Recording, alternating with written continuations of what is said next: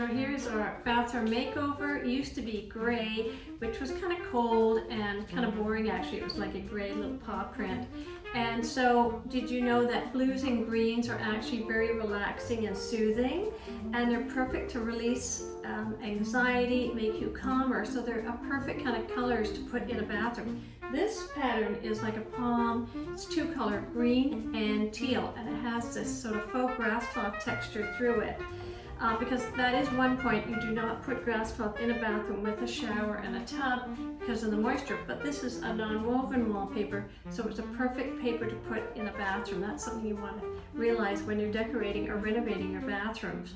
The other thing is, we like the texture. It goes with the dark tile floors, and of course we love it with a bit of gray and the white subway tile. It's fresh, adds a pop of color, and it's just a nice renovation for this bathroom. See how lovely it is? It turns out really nice.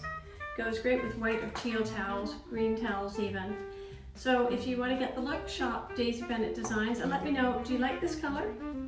Would you use it in your bathroom? It also comes in blue. It comes in actually a real grass cloth, so you could put it in a little powder room without a shower and a bath. And it also comes in a nice blush in our new collection. So get ready to see it coming out soon.